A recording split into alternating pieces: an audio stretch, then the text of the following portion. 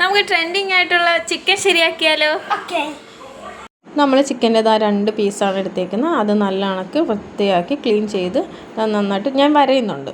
വരഞ്ഞിട്ട് നമുക്ക് ഇടികല്ലിൻ്റെ ഇതെടുത്തിട്ട് നന്നായിട്ട് ഇടിച്ച് നന്നായിട്ട് പരത്തണം.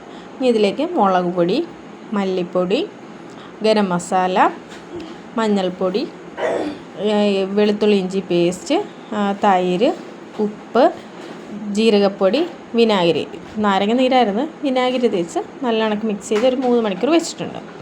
ഇനി നമുക്ക് മയോണൈസ്, ഫ്രഷ് ക്രീമും ചീസും കൂടി ഒന്ന് അടിച്ച് മാറ്റി വയ്ക്കാം. ഇനി നമുക്ക് ബട്ടർ തേച്ചിട്ട് പാനിലേക്ക് ചിക്കൻ വെച്ച് നന്നായിട്ട് ഇതൊന്ന് ജസ്റ്റ് വേവിച്ച് ഫ്രൈ ആക്കി എടുക്കാം. അതിലേക്ക് അടിച്ച് വെച്ചിരുന്നതും കൂടി ഞാൻ വെന്ത് കഴിയുമ്പോഴത്തേക്കും അടിച്ച് വെച്ചിരിക്കുന്നതും കൂടി ഇട്ടൊന്ന് ലോ ഫ്ലെയിമിലൊന്ന് ചെറുതായിട്ടൊന്ന് ഇതാക്കി എടുക്കുന്നുണ്ട്. നല്ല സൂപ്പർ ടേസ്റ്റായിരുന്നു. നമുക്ക് ഇത് ചപ്പാത്തിയായിട്ടാണ് ഞങ്ങൾ കഴിച്ചത്. ഇത് വെറുതെ ആയാലും കഴിക്കാം. സൂപ്പർ.